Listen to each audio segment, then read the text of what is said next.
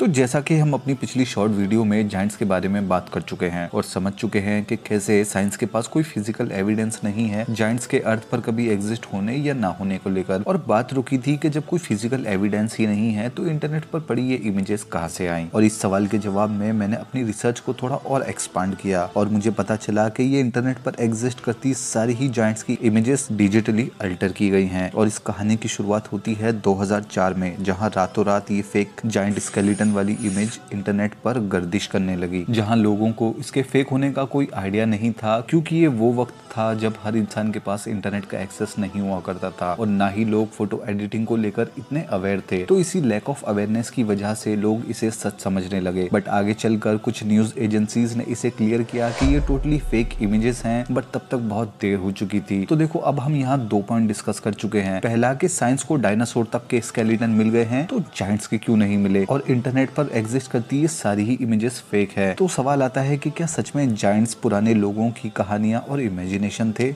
अगर हाँ, तो अल्लाह कुरान में कौमे आद का जिक्र क्यों करता है और कौन थे वो लोग? और अगर कुरान के अकॉर्डिंग जायंट्स अर्थ पर कभी एग्जिस्ट करते थे तो उनके फिजिकल एविडेंस क्यों नहीं मिले? अब उनके एविडेंस क्यों नहीं मिले, इससे पहले बात कर लेते हैं कि ये थे कौन। अल्लाह ने कौमे आद का मेंशन कुरान में 24 मरतबा किया है और ये वो लोग थे जिन पर हुद अलैहिस्सलाम को नबी बनाकर भेजा गया था। अल्लाह कौमे आद को कुरान में द पीपल ऑफ इरम के नाम से भी मेंशन करता है और जनरली इनके साइज और स्ट्रेंथ को देखते हुए इन्हें जायंट्स कहना गलत नहीं होगा, क्योंकि खुद अल्लाह ताला सूरह अल फज्र में हमें उनके साइज और स्ट्रेंथ के बारे में बताता है, जिससे हम क्लियरली समझ सकते हैं कि अल्लाह ने कौमे आद को जायंट्स ही बनाया था। वो इतने बड़े और पावरफुल थे कि पहाड़ों को छीलकर अपने रहने के घर बनाया करते थे। तो इससे हम अंदाजा लगा सकते हैं कि आज जो हमें पुराने बड़े बड़े स्ट्रक्चर्स देखने मिलते हैं, जिन्हें आज के इंसानों के लिए बनाना नेक्स्ट टू इम्पॉसिबल है, वो सब इन्हीं लोगों ने या इन्हीं के जैसी कौमों ने बनाए होंगे। और कौमे आद का जिक्र कुरान में हमें बताता है कि ये जायंट्स वाली बात कोई इमेजिनेशन नहीं थी और जायंट सच में अर्थ पर कभी ना कभी एग्जिस्ट करते थे। और एज अ मुस्लिम जब कुरान हमें किसी चीज के बारे में बताए तो 100% बिलीव हमारी प्रायोरिटी होनी चाहिए। अब देखो, हम ये तो जान चुके हैं कि जायंट सच में एग्जिस्ट करते थे, पर सवाल आता है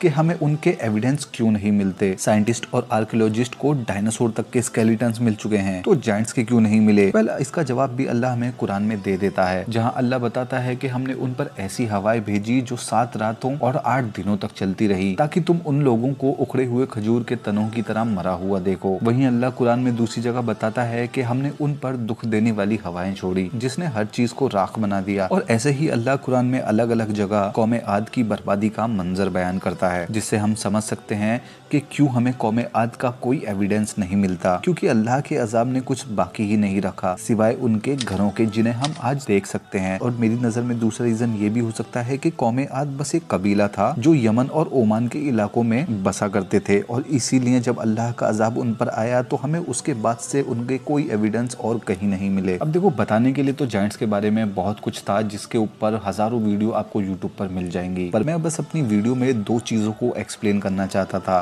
कि इंटरनेट पर पड़ी सारी ही इमेजेस फेक हैं, और दूसरा ये कि साइंटिस्ट और आर्कियोलॉजिस्ट के पास भले ही कोई फिजिकल एविडेंस ना हो जायंट्स को लेके, बट इसका ये मतलब नहीं है कि वो कभी अर्थ पर एग्जिस्ट नहीं करते थे। और जैसा कि मैं कह चुका हूँ कि एज अ मुस्लिम जब कुरान किसी चीज के बारे में बताता है तो 100% बिलीव हमें उस पर होना चाहिए। सो गाइज, आई होप कि आपको मेरी ये वीडियो पसंद आई हो, और अगर पसंद आई हो तो मेरी वीडियो को लाइक कर देना, चैनल को सब्सक्राइब कर देना और पार्ट बन जाना इस ऑसम चैनल का, क्योंकि ऐसी वीडियो बनाने में बहुत मेहनत और रिसर्च लगती है। तो आपका एक सब्सक्राइब मेरी इस मेहनत को सफल बना देगा।